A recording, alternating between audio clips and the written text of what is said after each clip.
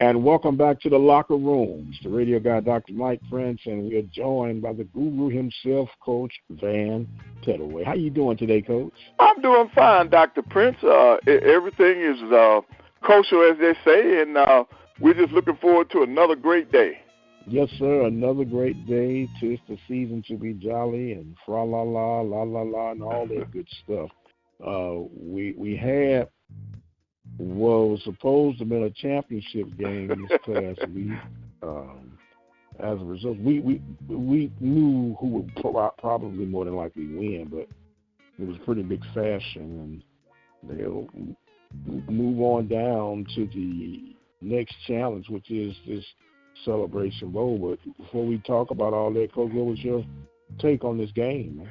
Well, I think Jackson State came out and they proved during the course of the game that they are the best team in the SWAC. They played the most consistent football from start to finish in terms of the season. And my hat's off to Coach Taylor and his group because he had them ready to play, and they put a resounding 41-13 beat down on the Southern Jaguars. Yes, sir. A close first half, right? Going back and forth, but then the degrees of separation came quick, fast, and in a hurry.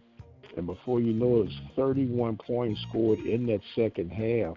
And everything that could have gone wrong for Southern went. We talked about their Kansas City-like approach for this season, winning a lot of close games, pulling things out the last moment.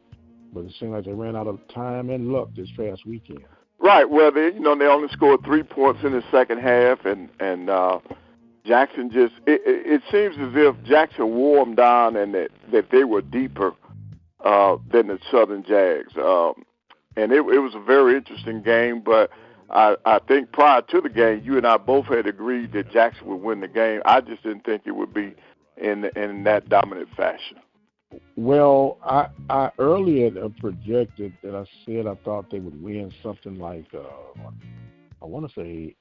I said by 2 touchdowns, I said 28 to yeah, I think 14 you did or something like that. But I knew that Jackson had enough fire in the belly. I didn't know they had a bonfire in the belly, because they really show dominance and control. And it gives me a little bit of hope for their next match this week from Atlanta. Now, but before I jump into that, I've heard some nonsense. Sometimes this internet stuff can be so foolish. And a lot of people, unbeknown and obviously not SWAC insiders or true SWAC fans, said that this team was due to the residue from Deion Sanders. I thought these were Deion Sanders players that won. I was like, how, let's just say, misinformed the person could be. To even say that this is definitely T.C. Taylor's team from top to bottom. Those who didn't leave to go to Colorado with Mr. Sanders, they went somewhere else.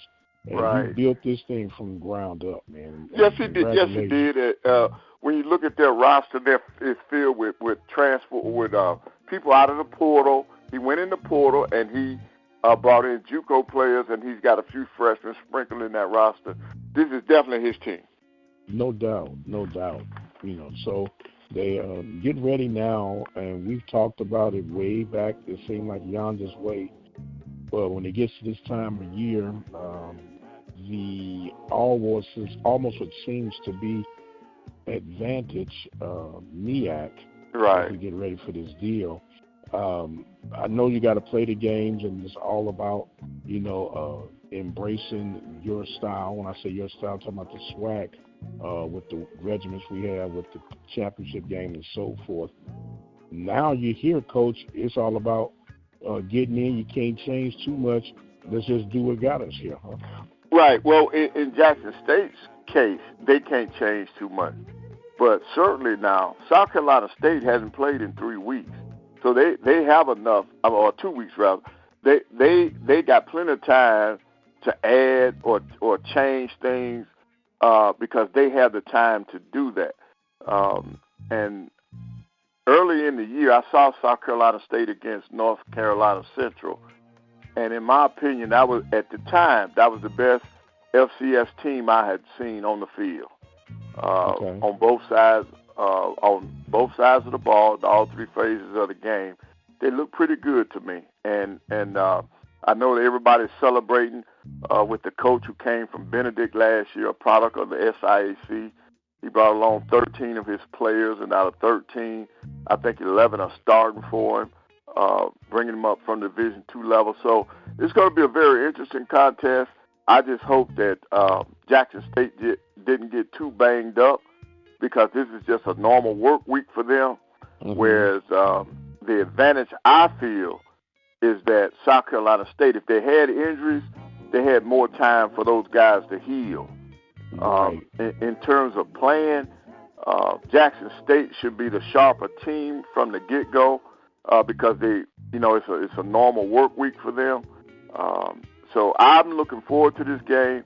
I'm SWAC all the way. I think T.C. Taylor has those kids focused, and I think they'll be ready to play, and I'll be pulling for them. No doubt about it. And it's ironic you bring up that injury factor. Starting quarterback Morgan got hurt in this championship game. Then McDonald came in, did an outstanding job. He got a little banged up too. So it'll be interesting to see who the Tigers put out on their field in the first series come this Celebration Bowl weekend. Now, when you saw South Carolina early in the season, you felt they were the best team. Do you still feel that way coming up to this weekend? Well, no, not after that performance by Jackson State this past weekend. They showed me some things that I had not seen out of Jackson all year. So I just think Jackson State's got more in the tank, and I think they'll win the game because of their defense. I think defensively, I think they'll be able to match up with South Carolina State. Okay. Well, with that, it seemed like I've heard your decision, and it sounds like I've made my decision. I guess now we got to see we can pick a score and see what we got. You said, Coach? Yeah, picking a score, that's tough. No, I think Jackson State will win by 10. Oh, wow. Okay. I was on record saying I believe they'll win 21-18, something like that. 21-17, 21-18. Yeah, I think it's going to be a strong defensive battle, and it's going to go down to the wire. But I can see Jackson State and the SWAC coming through on this one, Coach. I can really see it. We'll hope and see what's going to happen. Meanwhile, Coach, we still got some coaching vacancies, man. Yes, and the rumor mills are running rampant. Supposedly, they had us naming our coach tomorrow. If you listen to the street committee, but that has not come from the university. And then the street committee still has Sam Shade as our number one candidate. I was a little disappointed. I thought Alabama A&M would have named unless they did it last night, would have named the people on the search committee, because A.D. Bryant told us last Tuesday that the next day he would be naming the search committee, announcing the search committee. And it didn't happen, or it has not happened to my knowledge. So at A&M, we got that opening. I still haven't heard anything about Valley. And then, of course, at your place, I guess we're all just waiting to see what's going to happen. Let me ask you this, Coach, from the Bulldogs' perspective. We always, as fans, we say what we want, whether it's in a coach, a player, or whatever. What, in your opinion, does A&M need as far as their next head football coach? We need a guy who has I think we need a guy who has a defensive background. We had the number one offense in the SWAC this year, but we couldn't stop anybody.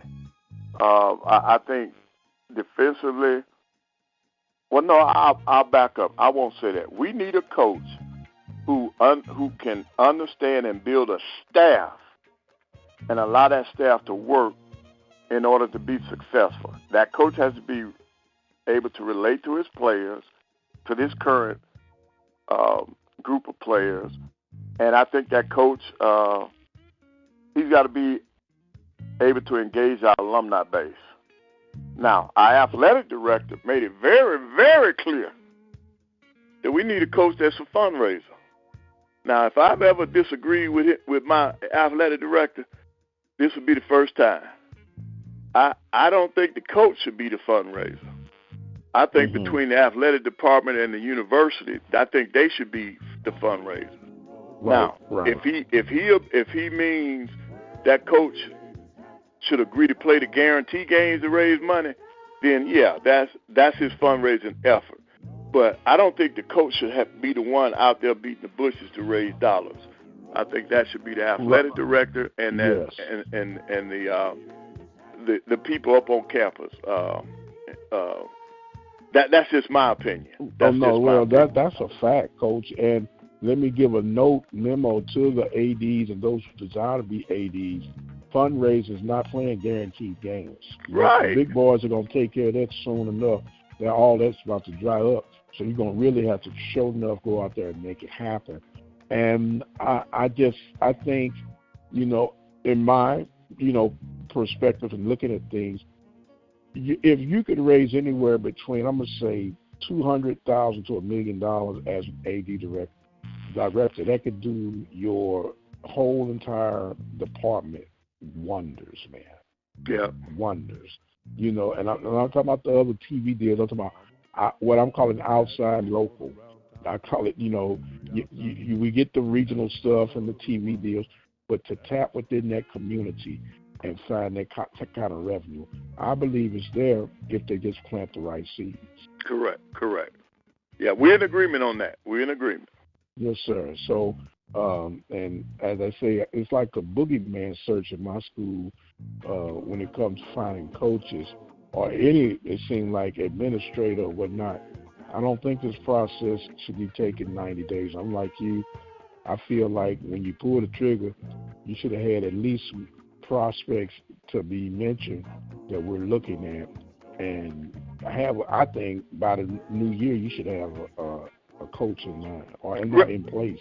Right. Well, that's the goal. That was Dr. Bryant's goal. He said by January 1, he wanted to have a coach in place. And that'll give them a little over a month for that second signing period. Right. So I think that's the route that we're going to I hope that's the route we're taking, because by that gives us an opportunity to actually vet the people that they're looking at, and it's not a rush situation. Right. Yep. So I think you got to get it right, and unless you had a short list, you should not rush into coming up with a new coach. Now, what do you think they're looking for on the other heel? He said the other heel. The other heel. I think, there's no joke, no doubt that when the AD, their pride on their resume is the hire of a football coach, especially if they find a right one. And I think that what PV wants is not necessarily what PV needs. Wow. If that makes any sense. We want someone who is Texas born, because we have the theory that if they're Texas born or Texas related, they can do better in Texas recruiting. I'll agree to disagree with that to a degree, maybe in the leaning of 60-40 in the disagreement part on that. I don't think that's the case, because where we are in the pecking order for the state of Texas, we're not going to get the 5 and 4 stars. Right. Unless they got released on parole or didn't get convicted and nobody else want to touch them. So I think you need someone who can relate, as you mentioned, to these student athletes today, because I know I couldn't coach in today's element. I know I couldn't, and there is no need of me trying to fake myself out.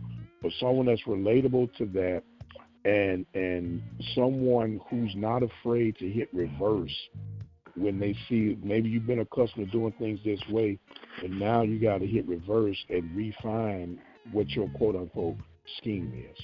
Right, and that's what I mean by a coach being able to put together a staff and allow them to do their job. Because if your forte is offense, you got to have a strong defensive coordinator, and I think vice versa. If your forte was defense, you got to have a strong offensive coordinator, and you got to allow those people to do their jobs. And I think sometimes as head coaches, some of us, we let our egos get in our way when it comes to that, and you're not letting your assistants do their jobs. So I think you got to be very careful with that. And then I want to say this. I think it's time out for these celebrity hires. I mean, the rumor mill's still running now. People are still trying to put Ed Reed in the spot. They're trying to bring Ray Lewis into the thing, and then now Michael Vick. I heard about that in Virginia somewhere. Right. So, I'm not so sure that I think Deion has messed these people up. They've got coaches out there who have paid their dues, who have done it the right way. They have come up through the ranks. I would like to see coaches get jobs that have earned them. They have paid their dues. And then when you start talking about whether a coach fits in a certain state, if I'm not mistaken, didn't Willie Simmons at one point coach at Prairie View? Yes, sir. Is he from Texas? No, sir. Okay. Prime example of a man who knows his craft, but he's not from that area. So I don't think you should just base it on, that's just like us now. Sam Shade, he played at the University of Alabama. Okay, Sam Shade didn't feel like A&M was the place for him, for his career, as a player. So why is he such a big candidate for our coaching job? We weren't good enough for him to play there. So why? All right, the only thing that people are saying that he has in his favor now, yes, he played at Alabama, he played for Nick and all of that, but what he's got, he has coached on the HBCU level, so he has that experience.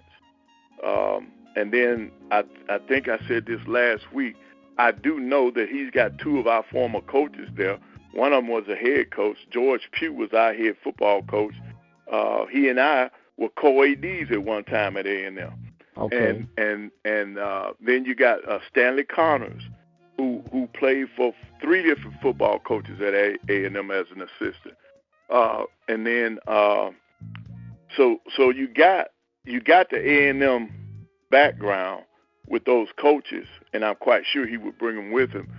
But at the same time, you got to look at everything. If A.D. Bryant is committed to bringing in somebody who's a fundraiser, did he raise funds at Miles? Well, he figured with the connection he had to Alabama, he could probably tap some of them donors and say, "We'll help you out, old Sam. Here you go." Yeah. So maybe that's the fundraiser he didn't find within. Right. Well, that might be true now, because they do. I'm gonna be honest now. They look out for each other, because George Pugh played at Alabama, played tight end for the Bears. And when George took over, the money followed him. When George Pugh was our head football coach, the money followed him. Okay. Yep. Okay. The Alabama donors, that alumni chapter here in Huntsville, they got together and made sure he was successful. He was successful on the field. Other things took George away from A&M. Okay. Yep. Okay. Well, they said there's always a method to the madness, Coach, and we'll see what the old Paul Bryant has up his sleeve up there in the other heel area. Right. Yes, sir. Now, look, Coach, we're coming toward the nuts and bolts of this basketball season, still chugging along through our fundraising campaigns. And I say we're winning because no major injuries that I've heard of. and we're stacking up what we need to stack up to get ready to spread the love to those less fortunate sports. Right, and then we've had a couple of nice games in this past week. Southern took out Tulsa at Tulsa on the men's side. On the ladies' side, but the A&M Bulldogs they went out and took out San Diego. So you're winning a few of the money games. We just don't have that. We don't have that big those big contests like we had last year. Signature game that we did. Right. And Florida A&M beat Presbyterian on the men's side, 66 to 63. That's not Power 5, but at least that's teams that in other conferences that we're going up against and doing pretty good with. So they're not getting their head bashed in, but the young lady from Grambling, her press conference is going viral because she's talking about how demoralizing it is to play. I think she played LSU, and she was saying that you don't come into those games thinking that you have a moral victory. Grambling lost 100-54, and she was saying that yes, they got a big check, but it's demoralizing the way her kids are being treated in terms of being overmatched in some of these games. And she says she doesn't know of a coach anywhere that wants to play these games, but they know that it's a part of the process. And she says she would love to see the process change because you're not doing your players any favors. And she was in the same vein that I was when I understand that you have to play these games, but don't play so many. Because what she's saying is that her kids will be so demoralized that when it comes to SWAC play, they're not going to be ready to play because they don't know how to win. Because everything they've done in the preseason has led to a loss. So I'm in agreement with Coach. Play one or two of these games, but don't have your whole non-conference schedule as game guarantees. And I don't think that's good. And see, on the women's side, A&M's women have already won 5 games. So we got some teams that are doing pretty decent in terms of non-conference wins. I think on the men's side, Southern and A&M are both at 4 and 5 respectively, with wins in the non-conference schedule. So she had a very good point, and some people will take what she was saying the wrong way, but I understand because I was there before. And even going into it, I fought with my administration about not making me play my entire schedule on the road. I don't believe in that. I think you got to give them kids an opportunity to play at home. You got to give those kids an opportunity to gain some confidence. And you're not getting confidence when you're getting beat by 40 and 50 points every night. Right. Well, here's a concern that is going viral like that. Will this young lady be out of a job because her voice and opinion, and then the administration will say this making this brand look bad? No, I don't think she's making the brand look bad. She's telling the truth, and see that's why. See, Doc, that's part of the reason why I joined some of the committees that I had the privilege to serve on because I wanted to speak up for the HBCUs. I wanted to speak up for the small schools because they were doing everything for the Power Fives, and there was no voice. And so every committee that I was able to serve on, I put emphasis on don't forget about the small people. And see that she's doing that. She's saying don't forget about us. We got kids that we got to try to coach. We got kids that we're trying to develop, and how are we developing them when they're getting their brains beat out because you're using us as a fundraising tool? You know, we know that we need money in our programs, but is this the only way to get it? And it's not benefiting the students because you say that you're looking out for the student athletes' welfare, well, mentally, are you really doing that when you're putting them out there like that? And I just think that there needs to be more conversation about this, and it should not be a coach. The only thing that I was ever told they tried to censor me on was when we made the move up. I was the only coach on our staff that said, no, we don't need to move up. We should not move up. My reasoning for that is because at the time, we had the oldest basketball facility. We did not have the budget. They built a new football stadium. They put all this money into football. They did not even increase my scholarship.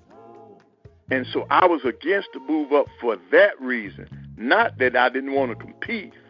I would compete if you give me what I need to compete. You gave me what I needed to compete in Division II, and we were very successful. You had a top 5 program in the nation because I was funded at their level. But when you moved up, you did not fund me for the move up. You didn't do anything outside of putting more money in travel. So I was against that move. Then when you bring in this game guarantee piece, I was like, hold up now. You've moved me up. You didn't increase my budget in terms of scholarship. And now you want me to help raise money for the institution by putting my kids through this. So I fought that from day one. Okay. I did not believe in it. They finally settled with me and agreed that I did not have to play. I never played. The only time I played 9 games in the non-conference was to fund a project on the Hill. That was to have the basketball arena refurbished. Now, I agreed to do that because 100% of the funds that I brought in could be used for that project. Well, let me ask you this, Coach, playing devil's advocate. What's the difference in that and then playing in the NCAA tournament? You say, what's the difference? Yeah, you know, if you're going, the team's going to be more than likely more powerful and outmatch you. Is that demoralizing? Well, no, not for the kids. That's excitement for your players because you are in the dance. You are in the dance. And then my time going, we lost by 9. But now we were in the play-in. We didn't get that. We didn't get that 16 versus 1 seed. We didn't get that 16 versus 1 seed. So we were in the play-in game. But you're right. But mentally, your kids are on a different level. But when they make that tournament, their mentality is different. Okay. Yeah. But and then you got to remember now that's no more than 2 games for you. But when you start looking at putting together 10 in the SWAC case, you got some of these teams playing 14 non-conference games, and they're all on the road. Like Jackson State. Jackson State has not played at home yet. On the average, Coach, I know you've been removed from the negotiating part of this, but from the time that you were coaching, what was the average paydays for these type games? I would not accept anything less than 50. Nothing less than 50 for me. Now that's 50 plus some either hotels or my travel. Okay. The highest I've ever gotten is 125. Okay. And now when you say 125, is that before you have to deduct your travel, lodging, and all that? Oh yes. Okay. Yes. 125, and then you take the lodging. But for a coach like me, I got that from Georgia. I'm about 4.5 hours from Georgia, so I bust over. I bust over. Yes, sir. So out of that 125, we brought back over 100 out of that. Okay. Yeah. And so then, in typical standards, and I'm just talking about for the SWAC level school, and I know you don't like to say have the direct numbers, but what's the range for the department, the raise in this fundraising series that you think? Well, from what I've been hearing, they've been telling these coaches $600,000 or $700,000. Wow. Yeah, that's what I'm saying. $600,000 or $700,000. That. And if you're talking about 50 per game, that's 10, 12. That's why you're playing 12, right, 15 games. Correct. Because if you hold out, there'll be a school.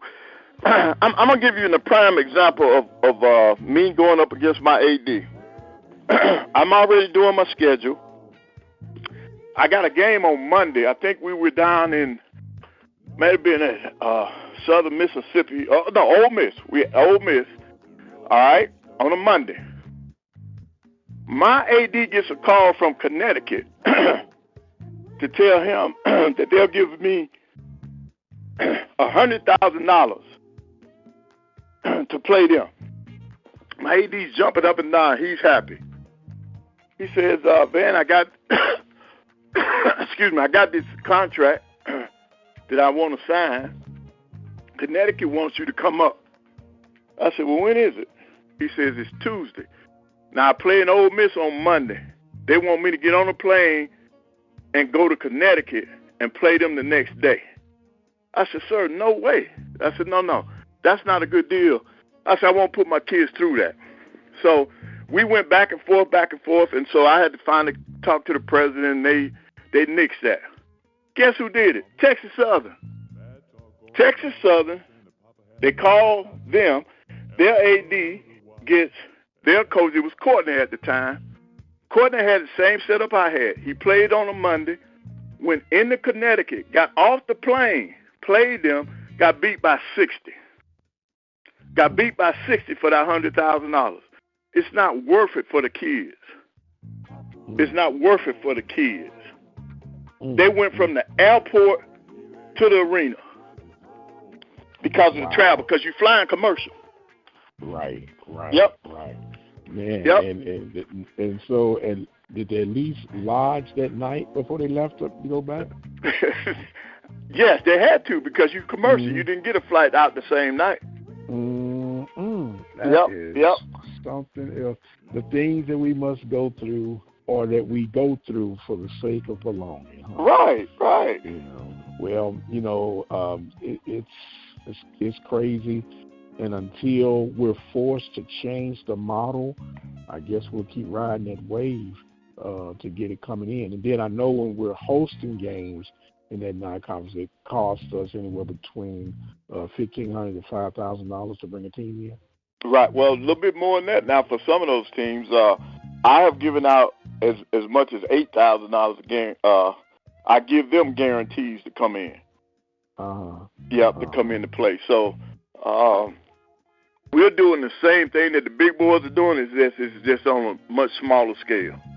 Okay. Well, Coach, as always, you never know what you're gonna get from this locker room. Oh yes. All kind of good information, though. I can guarantee you that. And want to give us some closing thoughts and comments as we close this segment out, sir. Right. Well, it's been a very interesting year. Congratulations to all the teams in the SWAC that participated in football this year. Good luck to the basketball teams, as in a couple more weeks they'll be into their SWAC schedules.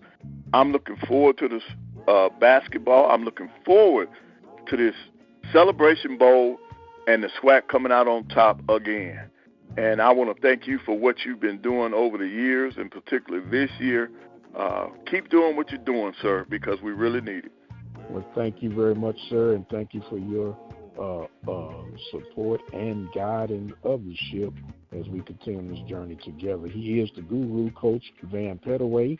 I am the radio guy, Dr. Mike Prince. Don't forget to follow me on Twitter X at The Mike Prince Show. Subscribe to our YouTube channel at the Open Mic Broadcast Network. It's time that I must exit stage left. So until the next time, you guys be blessed, and we'll see you on the other side.